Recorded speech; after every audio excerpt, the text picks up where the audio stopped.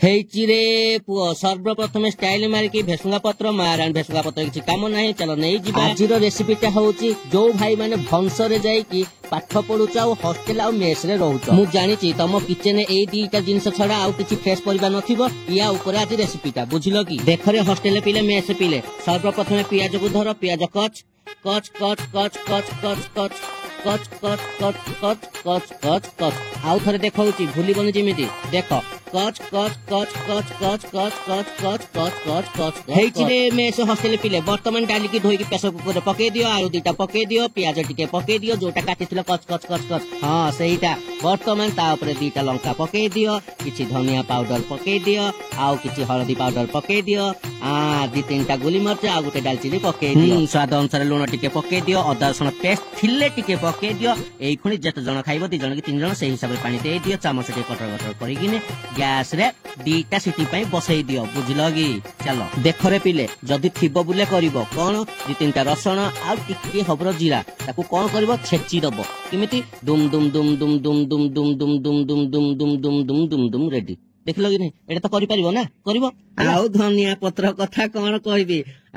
ତମ ରୁମ ରେ ତ ନଥିବ ତଥାପି ମୋ ପାଖରେ ଅଛି ବୋଲି କାଟି ଦଉଛି ଯଦି ତମେ ଯାଇଥିବ ଆଣିକିନି କାଟିଥିବ ଆଉ ବୁଝିଲ କି? ବର୍ତ୍ତମାନ ଡାଲିକି ଆଳୁ ସିଝିକିନି ସେଣ୍ଡା ଆଳୁକୁ କାଢି ନବା ଡାଲିକି ଛୁଙ୍କ ମାରିଦବା ବସିଲା କଡେଇ ପଡିଲା ତେଲ ଏବେ ସୋରିଷକୁ ଶୁଖିଲା ଲଙ୍କା ଅଧିକା କିନି ଟିକେ ପେଲ ପୁଣି ଟିକେ ପିଆଜ ପେଲ କଟର କଟର କଟର କଟର କଟର କଟର କର ଗେଲ ପିଆଜ ଯେତେବେଳେ ହବ ହଲ ହଲ ତାପରେ ରସୁଣକୁ ଆଉ ଜିରାକୁ ପେଲ ପୁଣି କଟର କଟର କଟର କଟର କଟର କଟର କର ଗେଲ ଆଳୁ ପାଇଁ ଟିକେ କାଢି ନିଅ ବୁଝିଲ କି ନାଇଁ ଟିକେ ଲଙ୍କା ପିଆଜ କାଢି ନିଅ ବର୍ତ୍ତମାନ ଡାଲିକି ଛୁଙ୍କ ମାରିଦିଅ କଟର କଟର କଟର କଟର ଟିକେ କରିଦିଅ ଡାଲି ଖଟ ଖଟ ଖଟ ଖଟ ଖଟ ଖଟ ଖଟ ଖଟ ଖଟ ଖଟ ଖଟ ଖଟ ହେଇକି ଫୁଟିବ ଧନିଆ ପତ୍ର ମେଞ୍ଚେ ପକେଇ ଦିଅ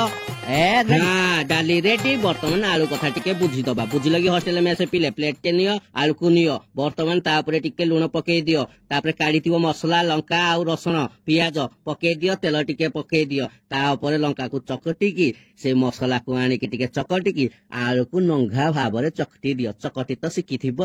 ଆଉ ସେଟା କଣ ଶିଖେଇବି ଚାଲ ଖାଲି ଦେଖିକିନି ତମେ କରିଚାଲ ଆରେ ଆରେ ଆରେ ଆରେ ବର୍ତ୍ତମାନ ଯଦି ଚାହିଁବ ପିଆଜ ଟିକେ ପକେଇ ପାରିବ ଧନିଆ ପତ୍ର ଟିକେ ପକେଇ ପାରିବ ପୁଣି ଟିକେ ଚକଟି ପାରିବ ତାପରେ ଦେଖିବ ତେଲ କଣ ହେଲା ଆଉ ଟିକେ ଯଦି ପାରିବ ସୋରିଷ ତେଲ ଟିକେ ପକେଇଦବ ଚକଟି ଦବ ବର୍ତ୍ତମାନ ରେଡି ରେ ହଷ୍ଟେଲ ମେସ ପିଲେ ଚାଲ ଏବେ ପ୍ଲେଟିଂ କରିବା ହେଇଚିରେ ହଷ୍ଟେଲ ମେସ ପିଲେ ତମ ପାଇଁ ଚଟ ମଙ୍ଗିନି ଫଟ ବିହା ଦେଖିଲ କି ନାଇଁ ଗୋଟେ ଗୋଳିରେ 2-2ଟା ଶିଖାର ଏଇଟା କେବଳ ହଷ୍ଟେଲ ପିଲା ହିଁ କରିପାରିବେ ମୁଁ ବି କରିଥିଲି 4 ବର୍ଷ ହେଲାଣି ବୁଝିଲ କି ନାଇଁ ଏବେ ଖାଅ ଖାଇକିନି ଲାଇନ ମାରି ଯାଅ କଲେଜ ତ ଯିବନି ମୁଁ ଜାଣିଛି ମୁଁ ପା ସେମିତି କରେ ବୁଝିଲ କି ନାଇଁ ହଉ ଚାଲ ବୋପା ମା ଟିକେ କିନ୍ତି